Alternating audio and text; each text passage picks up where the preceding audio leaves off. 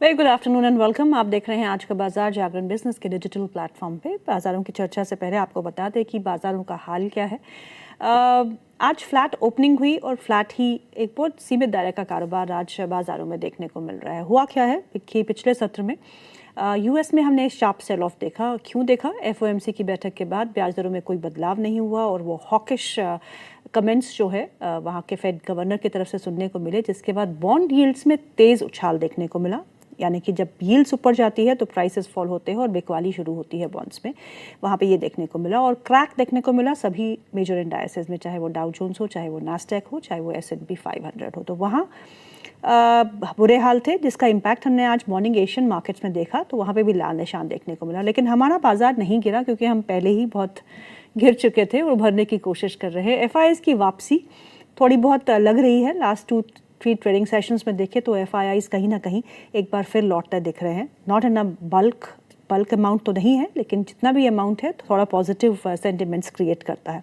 उसके बाद हमने देखा कि ब्रेंट के दामों में भी थोड़ी बहुत उछाल देखने को मिला, क्योंकि ईरान ने साफ मना कर दिया है नेगोशिएशंस के लिए। और उसके बाद ब्रेंट भी आज जो है उछाल के साथ कामकाज करते हुए एक बार फिर $90 के ऊपर ब्रेंट क्रूड के दाम देखने को मिल रहे हैं। और डॉलर इंडेक्स में थोड़ी बहुत मजबूती देखने को मिली, जिसके बाद गोल्ड एंड सिल्वर में भी थोड़ा बहुत सेल ऑफ देखने को मिला। तो ये रहा मिला जुला संकेत जो हमको अंतर्राष्ट्रीय बाजारों से देखने को मिल रहे हैं। अपने रुपये की बात करें तो वहाँ पे थोड़ी बहुत स्ट्रेंथ लौटी है because of the FCNR deposits जो हमने गारना किए हैं। उसके बाद FIIs की थोड़ी बहुत वापसी, उसके चलते हुए रुपये में थोड़ी बहुत मजबूती लौटी है। लेकिन overall the sentiments remain the same. जो गल्फ से खबरें आ रही है वो सही नहीं है। क्रूड के दाम बढ़ना हमारे लिए सही नहीं है। RBI की पॉलिसी है नेक्स्ट वीक, तो सबकी नज़र उस पर रहेगी कि RBI जो है उनकी कमेंट्री क्या रहती है और क्या वो ब्याज दरों में बदलाव करते हैं या नहीं। कटौती की तो बिल्कुल संभावना नहीं है। क्या वो बढ़ोतरी करते हैं? मेरे को नहीं लगता। Majority of the analyst are expecting a status quo. लेकिन बाजार हमारे अच्छी खासी रिकवरी दिखा चुके हैं। क्या इन लेवल्स को हम एक बार फिर पार कर पाएंगे या नहीं, ये देखना बाकी रहेगा। 24,250 के ऊपर इस समय कामकाज कर रहे हैं। लास्ट टाइम भी याद रखिएगा 24,300-400 के लेवल से हम वापस नीचे आ गए थे। So that is a level which is very strong resistance. हम उसको पार करने में थोड़ा बहुत असमर्थ रहे हैं अभी तक, लेकिन यू नेवर नो। अगर थिंग्स जो है, अगर खबरें अच्छी आती है और कुछ पीस डील की बातें होती है, क्रूड में थोड़ी बहुत गिरावट आती है, तो may be this time will be go beyond 24,500। Fingers crossed. दो खास मेहमान हमारे साथ जुड़ चुके हैं। Mister Prasannajit Paul, fund manager one wealth fund के, और मेरे साथ प्रीतम सरदार है, he is director at PhD capital, he is also a research analyst. आप दोनों का बहुत बहुत स्वागत है कार्यक्रम में। My first question goes for Prasannajit. Prasannajit, thank you so much for taking out time. ये बताइए, फेड की पॉलिसी के बाद तेज़ गिरावट US मार्केट्स में, वहाँ पे जिसको चिप सेल ऑफ बोलते हैं वो भी देखने को मिला as far as Nasdaq is concern, और उसके बाद बॉन्ड यील्ड का बढ़ना, क्या इम्पैक्ट आप देखते हैं? What is the kind of impact जो है वो हमारे बाजारों पे पड़ सकता है इस सब जो US में इस समय हो रहा है? फर्स्ट ऑफ ऑल तो एक पॉजिटिव चीज है, basically US and global market semiconductor sell off Indians के लिए पॉजिटिव ही है, क्योंकि अभी जो हम हाल ही में FII का जो रिटर्न देख रहे हैं, although it's a very early sign, but वो यही है कि FII भी थोड़ा कैपिटल को रीएलोकेशन कर रहा है। मतलब ग्लोबल मार्केट में सेमीकंडक्टर सेल ऑफ जितना होगा उतना ही, मतलब अगेन इंडियन ITs में कुछ पैसा आ रहा है, इंडियन मार्केट में पैसा आ रहा है, तो इट्स एन रीबैलेंसिंग एक्ट। तो मेरे हिसाब से तो अभी, क्योंकि ग्लोबल मार्केट पिछले 4-5 महीने में इतना ऊपर चल चुका है, अब वहां से थोड़ा करेक्शन अगर होगा तो that's overall positive for Indian market. Okay, चलिए, that's overall positive for the Indian markets. यही सुनना था, बिकॉज ऑप्टिमिस्टिक अगर हम रहेंगे तो मार्केट्स भी अच्छा परफॉर्म करेंगे। लेकिन आज के बाजार को संभाला किसने है? यानी कि गिरने कौन नहीं दे रहा है? एक तो रिलायंस जो 1% की मजबूती के साथ कामकाज कर रहा है, हैवी वेट काउंटर है निफ्टी का, तो गिरने नहीं दे रहा। दूसरा IT कंपनीज, जहां नतीजे जो है उम्मीद से बेहतर रहे और एक अच्छा अपसर्ज हमने IT स्टॉक्स में देखा है, because they have been broadly under performing the markets. पिछले 2 साल में देखे तो IT सेक्टर ने अंडर परफॉर्म किया है, नतीजे अच्छे नहीं रहे। उसके बाद AI को लेके जो दिक्कतें रही, अभी भी वो दिक्कतें हैं, लेकिन हम इतने ओवरसोल्ड जोन में आ चुके थे कि संभलना हमारे लिए बहुत ज़रूरी हो चुका था। वही संभलाहट, वही रिकवरी हम आईटी स्पेस में देख रहे हैं। सस्टेनेबल और not sustainable is still a big question mark. वहाँ पे एआई का सिनेरियो क्या रहता है बाकी देशों में, उसका इम्पैक्ट क्लियरली हमारे आईटी सेक्टर पे पड़ सकता है, but a very good recovery in IT space. So Pritam, IT space से ही शुरू करते हैं। आईटी में अगर देखिए आज निफ्टी के टॉप गेनर्स में आईटी स्टॉक्स शामिल है, और जो लीडर है आज के गेनर्स के, उनकी बात कर लेते हैं। विप्रो, टेक महिंद्रा, जहाँ पे आज एक अच्छा मोमेंटम देखने को मिल रहा है। इन्फोसिस वंस अगेन बहुत ही करीब 1200 के लेवल के आसपास। HCL टेक में 1361 का लेवल है, यहाँ पे भी 1.25% का इजाफा देखने को मिल रहा है। तो इन स्टॉक्स में से कुछ पसंद है आपको, या फिर आप सेकेंड रंग स्टॉक्स यानी कि परसिस्टेंट, कोफोर्ज जैसे स्टॉक्स में पैसा लगाना सही समझते हैं? जी, आईटी स्टॉक्स की बात करें तो अभी देखिए आपने जो कहे थे, और यूएस मार्केट को भी अगर आप देखेंगे तो वहाँ पे भी आपको दिखाई देगा कि चिप स्टॉक्स से पैसा सब इन्वेस्टर्स निकाल के वो सॉफ्टवेयर स्टॉक्स में डाल रहे हैं। ऊपर से Korean market and Taiwan market अगर देखेंगे तो पिछले 2-3 सेशन से वहाँ पे भी एक गिरावट आते हुए दिखाई दे रहा था। अब ऊपर से अगर ग्राउंड लेवल पे आईटी काउंटर्स की बात करें तो यहाँ पे कुछ तो होते हुए दिखाई दे रहा है। आप HCL टेक की बात करें तो वहां पे भी आपको करार होता हुआ दिखाई देगा। परसिस्टेंट सिस्टम को भी देखिए, यहाँ पे बहुत सारा करार होते हुए दिखाई दे रहा है। कोफोर्ज को मैनेजमेंट को मैं सुन रहा था, उनका तो व्यू ये है कि कोफोर्ज को अभी वो एक कंप्लीट एआई कंपनी में ट्रांसफॉर्म करने की सोच रही है। इन्फोसिस का भी मैनेजमेंट को सुन रहा था, उन्होंने कहा कि हमें ना मैनेजमेंट लेवल पे कुछ चेंजेस करना होगा, बड़े हमें कोई बिग स्टेप्स लेना पड़ेगा। और साथ में इन्फोसिस को आप एडीआर को भी देखेंगे तो वो भी लास्ट सेशन में देख रहा था, तो वहाँ पे भी एक बड़ा मोमेंटम था। तो ओवरऑल अगर देखेंगे तो ग्लोबल जो क्लूज है वो भी इंडियन आईटी काउंटर्स को सपोर्ट कर रहा है, जो सॉफ्टवेयर कंपनीज है। और साथ में इंडिया में भी अगर आप देखेंगे तो रिजल्ट थोड़ा सा मिक्स रहा है। लेकिन टेक महिंद्रा की अगर बात करें, टीसीएस की बात करें तो यहाँ पे रिजल्ट मोटा मोटा अच्छा था, एंड टेक महिंद्रा तो बीट किया सारे जो एक्सपेक्टेशंस है।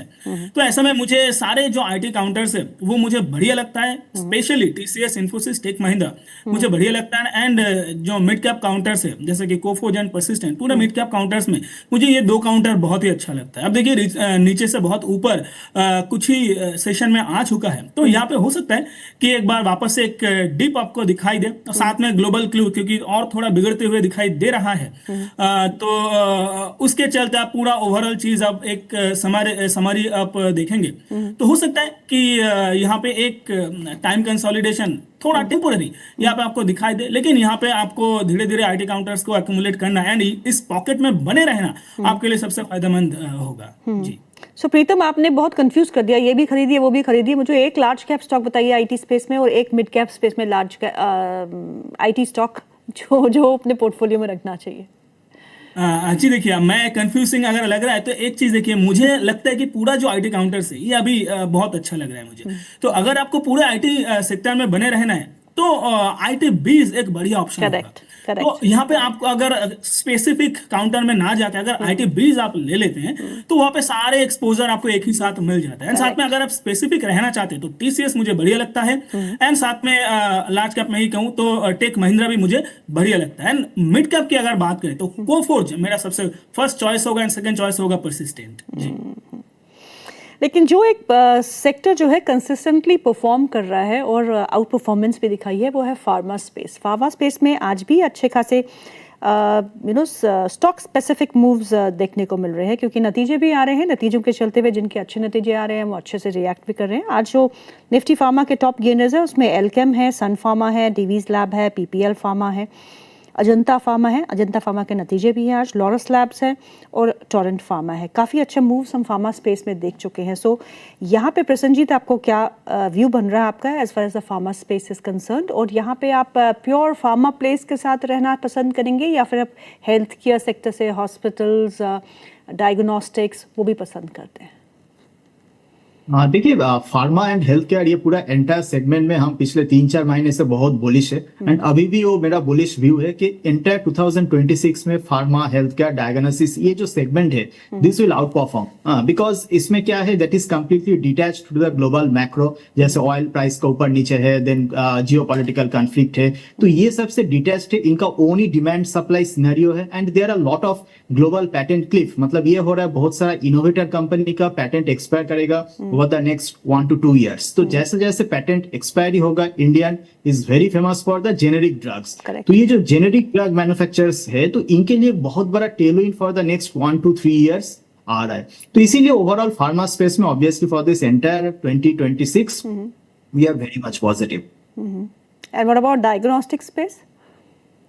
Equally positive. एक ही प्रॉब्लम है डायग्नोसिस स्पेस में, मोस्ट ऑफ द स्टॉक्स अगर आप देखेंगे वो हाईली वैल्यूड है, मतलब 40, 50, 60 पीई में है। तो जितना भी पॉजिटिव है वो सब फैक्टर्ड इन है। तो इसीलिए हम ये नहीं एक्सपेक्ट कर रहे हैं कि यहाँ से बहुत ज्यादा मतलब अपसाइड है, बट क्या है that's again a downside protected centre, a very defensive bet for your portfolio. So what would you suggest buying in pharma space right now?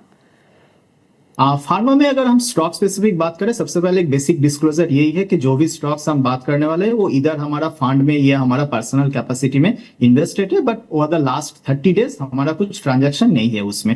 तो फार्मा स्पेसिफिक अगर हम बात करें, जो मिड कैप स्मॉल कैप ये सब स्पेस ऑब्वियसली प्रेफर्ड है, उनमें से ग्लैंड फार्मा, ओलिवस लाइफ साइंस, तो ये जो कंपनीज है सो दे आर अगेन मतलब facing the next 1 to 3 years multi year Tailwind.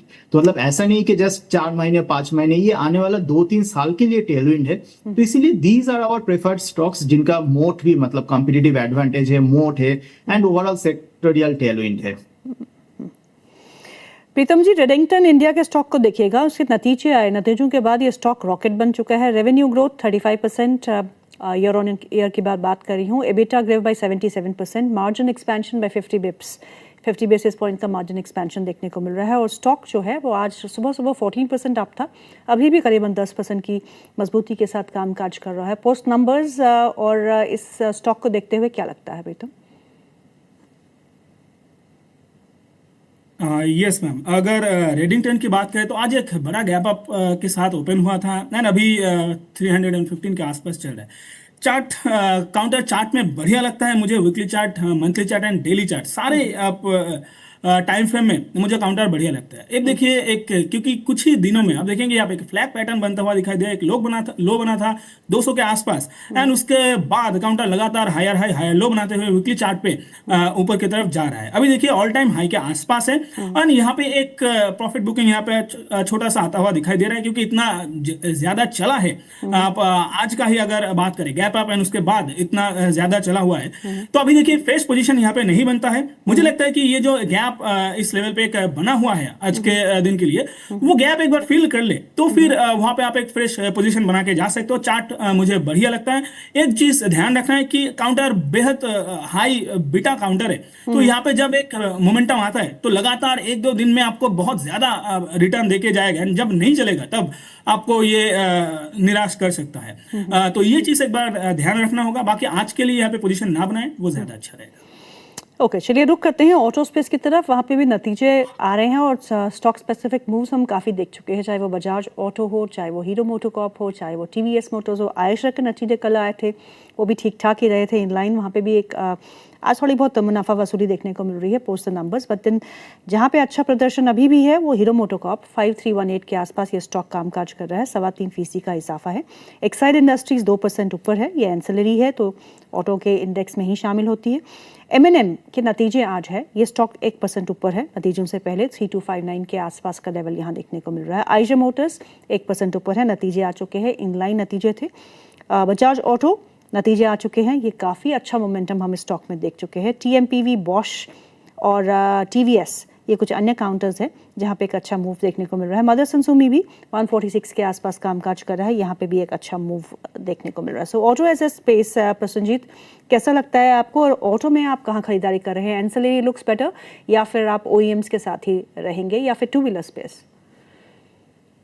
देखिए, ऑटो का सेगमेंट का अगर बात करें तो obviously auto ancillary is preferred than the direct OEM auto. क्यों? उसका रीजन ये है, देखिए पिछले एक साल से ऑटो सेल्स काफी इंक्रीज हो रहा है, सब कुछ सही है, बट इस साल जो हो रहा है अभी तक मॉनसून का डिस्ट्रीब्यूशन सही नहीं है। Correct. फार्म इनकम जो है मतलब उतना सही नहीं है। Petrol and diesel price are on the upside movement, then interest rate का फिर से घटने का कोई चांसेस नहीं है। तो ये सारे मैक्रोस को अगर हम मिला ले तो मुझे नहीं लग रहा है आने वाला एक साल में ऑटो सेल्स में उतना तेजी रहेगा। तो इसीलिए ओईएम मेरे लिए अवॉइड है। बट हाँ, जो ऑटो एंसिलरी स्पेस है उसमें दो तरीके का टेलविंड है। एक तो आपका डोमेस्टिक छोड़ के दूसरा एक्सपोर्ट टेलविंड, क्योंकि जैसे इंडिया, सबको पता है कि इंडिया के साथ अभी फ्री ट्रेड एग्रीमेंट हुआ, Correct. यूके के साथ इंडिया फ्री ट्रेड एग्रीमेंट वो अभी तक ऑलरेडी इंप्लीमेंट हो ही गया। देन ईयू का साथ है, देन ऑस्ट्रेलिया के साथ है। तो ये जितना भी फ्री ट्रेड एग्रीमेंट हो रहा है, तो ये सब हर फ्री ट्रेड एग्रीमेंट में ऑटो एंसिलरी कंपनीज का एक एडिशनल मार्केट ओपन अप हो जा रहा है। तो इसका मतलब जो ओवरऑल मार्केट साइज है वो पहले जैसे डोमेस्टिक फोकस ज्यादा होता था, अब ऑटो एंसिलरी कंपनीज को एक ग्लोबल मार्केट, एक मतलब ब्रॉडर मार्केट हेडरूम मिल रहा है। तो इसीलिए जो auto ancillary companies those are mainly export focused, so उन पे हमारा बेट है। Those are our preferred segment rather than domestic focused auto OEMs. Prasannajit, our viewers जो है वो अब नाम का इंतजार करते हैं। सो ऑटो एंसिलरी स्पेस में जो आपके एक्सपोर्ट ओरिएंटेड स्टॉक्स है उनमें से 2-3 नाम जो आपको पसंद हो। देखिए, जैसे एक स्टॉक है मयूर यूनिकोटर्स, उसके अगर आप देखेंगे 5 साल बाद वो ब्रेकआउट किया। तो जैसे किसी भी स्टॉक है, वो एक्सपोर्ट फोकस्ड बिजनेस है, तो 4-5 साल बाद अगर जब ब्रेकआउट करता है तब ऑब्वियसली थोड़ा बहुत कूलिंग के बाद उस स्टॉक्स में फिर से पोजीशन लेने के लिए अच्छा हो जाता है। तो ये एक नाम है हम मतलब जिसमें फोकस करने के लिए बताएंगे। अगर हम डेरिवेटिव साइड से देखें तो काफ़ी अच्छा बिल्डअप हमको टीवीएस मोटर में देखने को मिल रहा है। 2% का इजाफा यहाँ पे है। और जो कुछ और अन्य स्टॉक्स जो है एमएनएम में पॉजिटिव बिल्डअप देखने को मिल रहा है और लॉन्ग बिल्डअप देखने को मिल रहा है। बजाज ऑटो में लॉन्ग बिल्डअप देखने को मिल रहा है। आईजे मोटर्स में भी लॉन्ग बिल्डअप देखने को मिल रहा है। सो डेरिवेटिव्स को ध्यान पे रखते हुए प्रीतम, आप क्या पसंद करेंगे ऑटो स्पेस में? जी अभी देखिए टू व्हीलर